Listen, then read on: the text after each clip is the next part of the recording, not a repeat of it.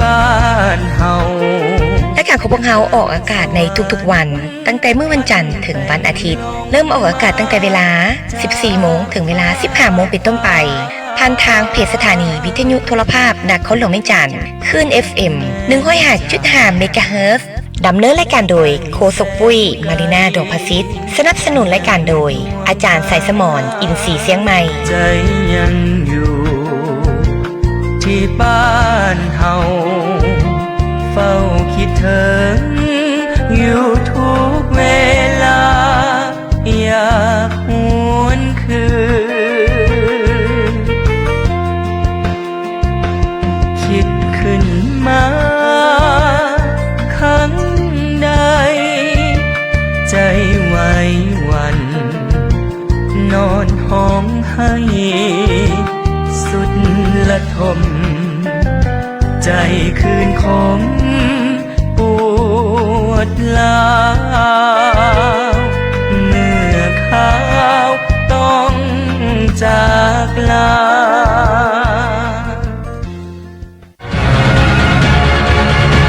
สนใจติดต่อลงโฆษณาประชาสัมพันธ์ได้ที่เบอร์ 020 5510 0435 หรือ 020 7771 0248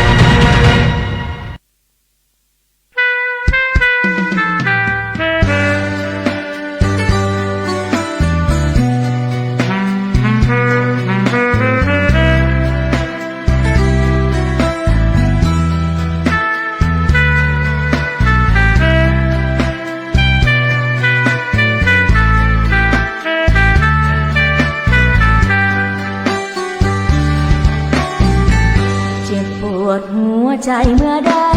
ฟังเพลงย้อนหักสาวผมยาวนี่เองจึงเขียนเป็นเพลงออกมาคำหวานออดอ่อนเหมือนคนด้อยวาสนาบอกเคยคิดว่าอายจะมาเปลี่ยนวาจาแล้วลืมคาครั้งก่อนสองเฮาเคยเคียงคู่กันอายบอกน้องหักเท่าสี่วัน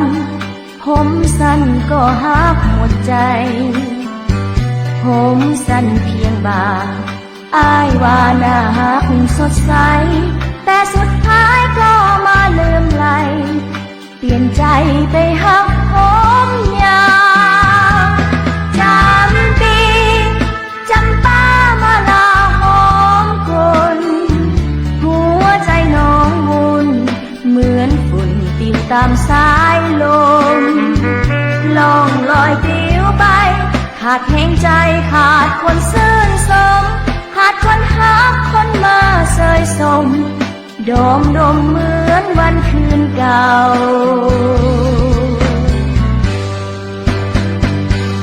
ดาวอเมริกาสร้างม้าใจดำปล่อยให้น้องผมสั้นลำพันสุขสันต์นั่งกินน้ำตาถ้าอายหักแท้อย่าหลอกผมยาวอีกนะขอวอนฝากเป่าอเมริกาอย่ากลับมาให้เห็นอีกเลย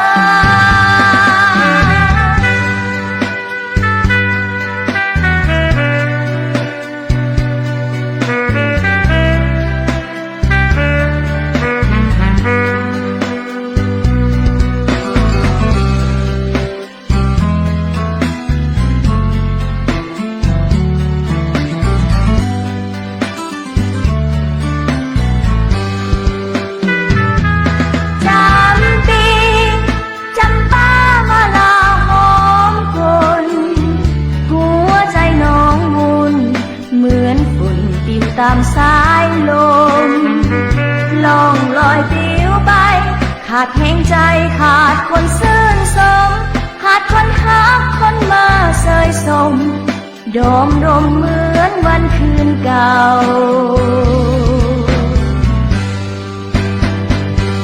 ดาวอเมริกาสร้างม้าใจดำปล่อยให้น้องผมสั้นลำพันสุขสันต์นั่งกินน้ำตาถ้าอายหักแท้อย่าหลอก ผมยาวอีกนานขอวอนฝากบ่าวอเมริกาอย่ากลับมาให้เห็นอีกเลย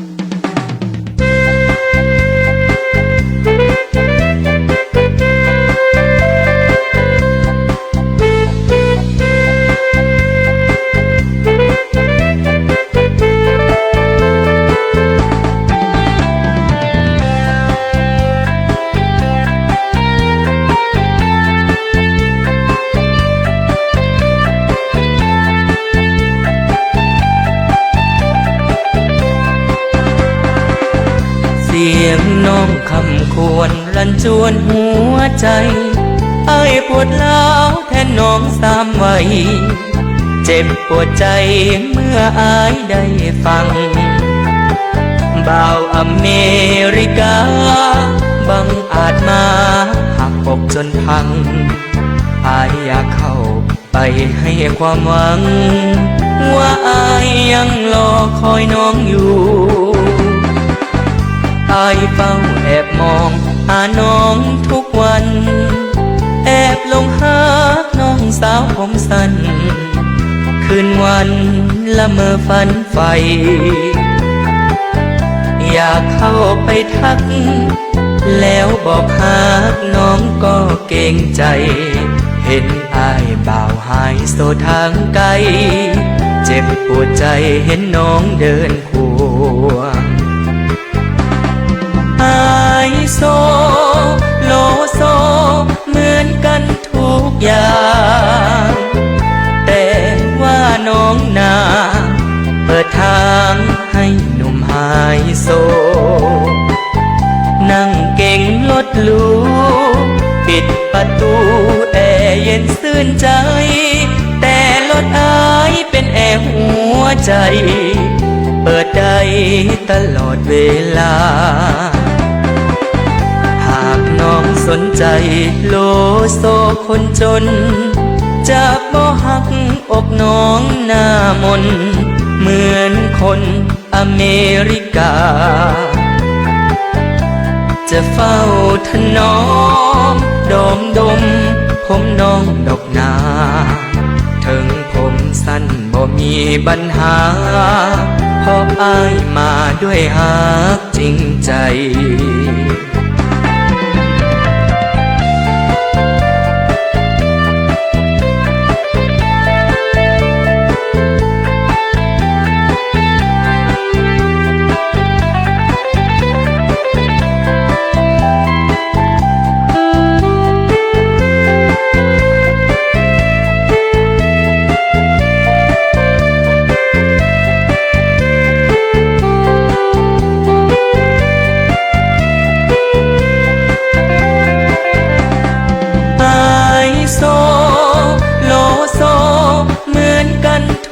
อย่า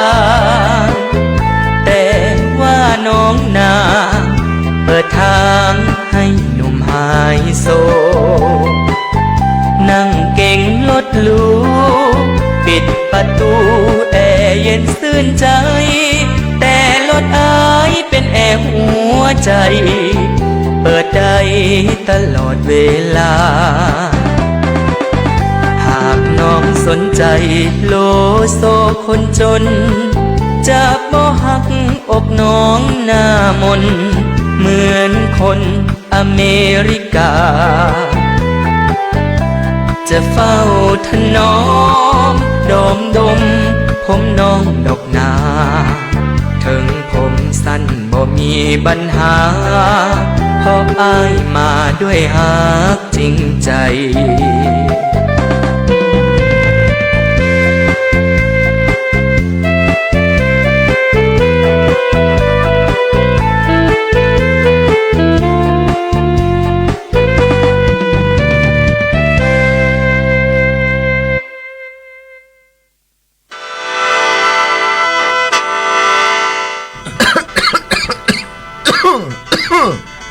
พ่อลุง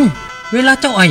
เป็นหยังบ่ใส่ผ้าอัดปากอัดดังเจ้าบ่ฮู้หวะเดี๋ยวนี้เสื้อพยาธิโควิด -19 มันระบาดมาฮอดประเทศเฮาแล้วได้โอ้แม่นวะมันไว้ปานนั้นพึ่งว่าหำจักไว้บ่ไว้แหละทางการเพิ่นจนสั่งปิดบ้านปิดเมืองพุ่นน่ะลุง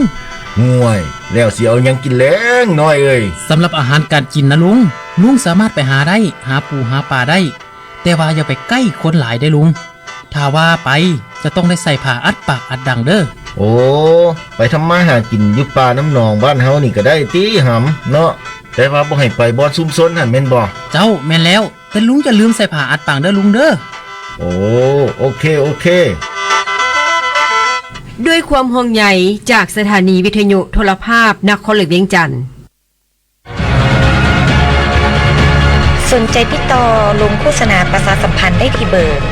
020 5510 0435 หรือ 020 7771 0248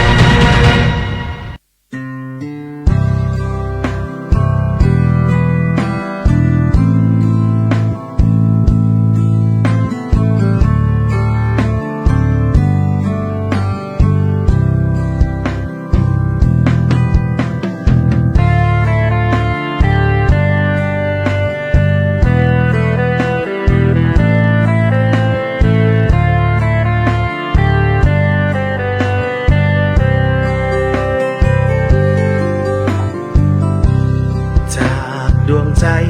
หนึ่งในล้านดวง7 ล้านกว่าดวงมอบให้ทุกคนทั้งโลก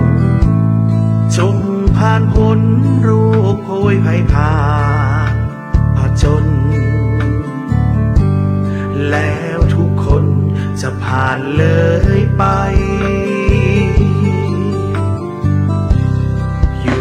เพลงใดใจก็คิดถึงห่วงหาทั้งน้ำตาท่วมนองไหลลินทุกวันจงหับหูว่ายังมีความผูกพันที่หักมันบ่เคยเสื่อมคลายอยู่ไกลแสนไกลลับตาส่งใจให้เคียงข้างกายจงเดินไปถึงจุดหมายแล้วทุกกายเป็นความสุขใจรวมใจกันรวมเป็นหนึ่งเดียวกลมเกี่ยวกันสัมพันธ์ไมตรีจะหยุดยั้งโรคโพยภัยผ่านภายนี้ความสุขีเริ่มมาเหมือนเดิม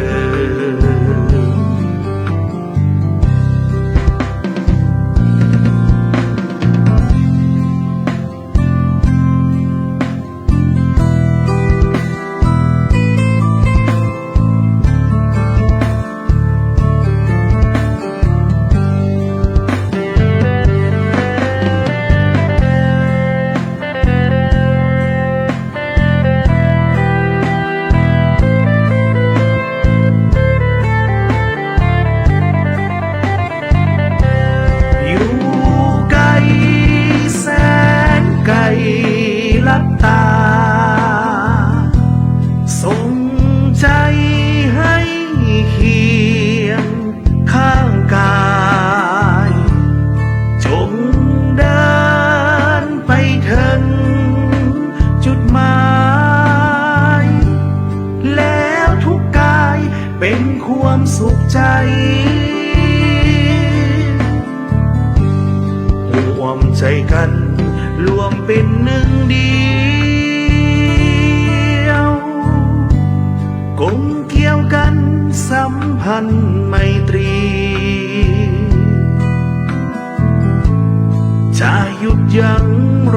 คโพยภัยผ่านภายนี้ความสุขีเริ่มมาเหมือนเดิม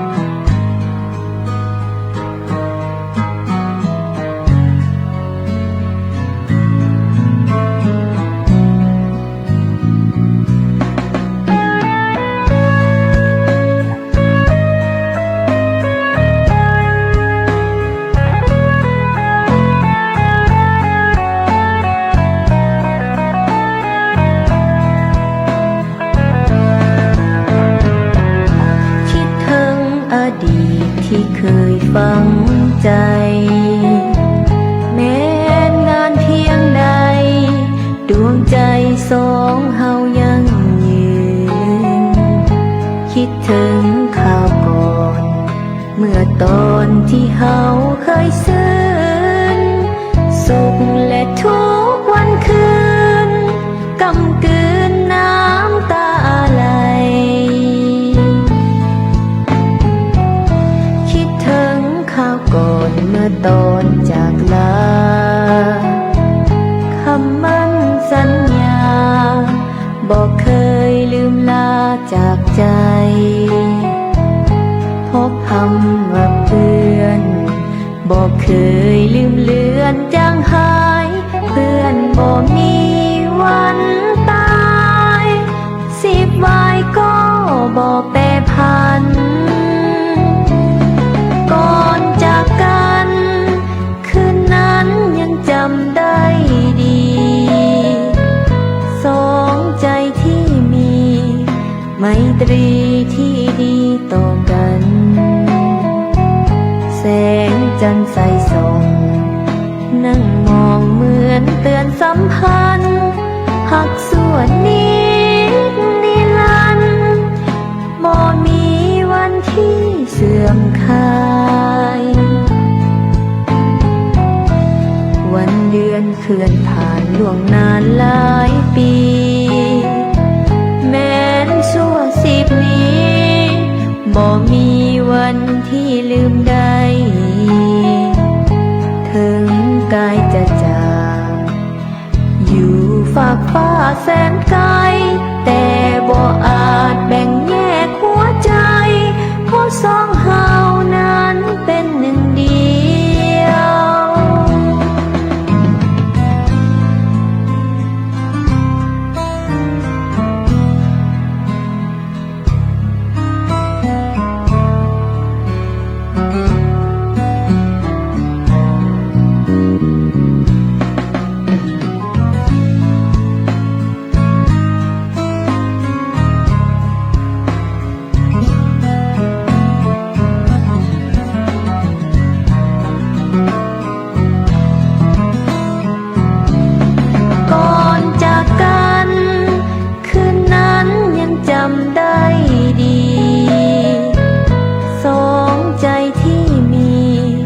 ไมตรีที่ดีต่อกันแสงจันทร์ใสส่องนั่งมองเหมือนเตือนสัมพันธ์หักส่วนนี้นิรันดร์บ่มีวันที่เสื่อมคลายวันเดือนเคลื่อนผ่านล่วงนานหลายปีแม้นชั่ว10 นี้บ่มีวันที่ลืมได้ถึงกายจะจากอยู่ฝากฟ้าแสนไกลแต่บ่อาจแบ่งแยกหัวใจ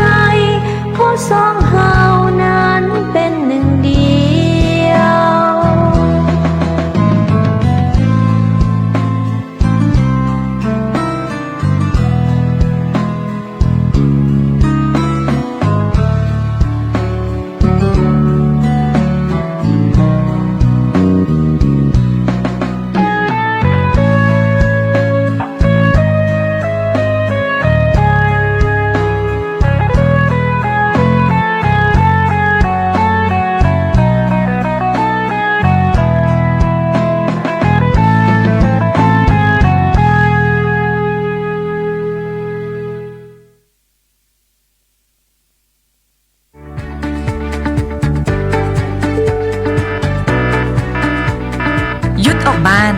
เฮือนเพื่อครอบครัวบ่ซุ่มแซวสังสรรค์ใส่ผ้าอัดปากดังพกพาเหล้าเจลเพื่อป้องกันในยามออกเฮือนและป้องกันทุกคนในสังคมร่วมใจกันปราบโควิดโรคให้ที่กำลังมีการระบาดในบ้านเฮาอยู่บ้านหยุดเสื้อเพื่อชาติด้วยความปรารถนาดีจากสถานีวิทยุโทรภาพนครหลวงเวียงจันทน์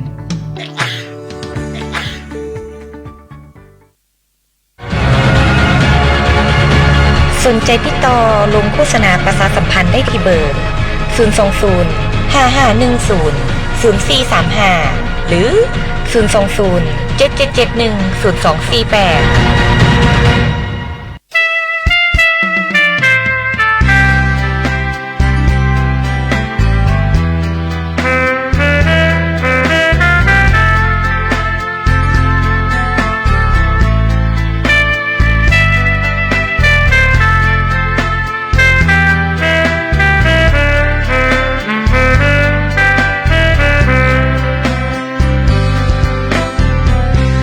ดันดนมาตามหาสามวัยสู่แดนน้ำก้องลือไกลดังไปทั่วแคว้นอาณาอายคนบุญน้อยมาจากอเมริกามาเที่ยวสมซอกหาการดาสาวงามผมยาวตาคมผมยาวหอมอ่อนเมื่อตอนย่างกายลมซอยปิวพัดเพียงผ่านไปพาใจอ้ายเต้นไหววัน มีทานนางหอมหอมหากไผดมดมคงสื่นใจกินลอยลมหอมมุนละไม่หอมไปถึงอเมริกาจำปีจำป้ามาลาหอมกุลผมยาวเรียนนุ่มหอมกุมไปทั่วหัวใจน้องนางผมหอมอยากดมน้องจนขาดใจแต่ยันอายบ่สมสามวัยหากจะไปขอน้องแต่งงานอายอยากมาเห็นให้เป็นขวัญตาสิ่งใดบินลัดข้ามขอบฟ้าตามมาหาน้องเนื้ออุ่นสิปากพี่เว้าบ่เท่าสองตาให้เห็นหากว่าน้องยอมให้อายเป็นหนึ่งเดียวในห้องหัวใจ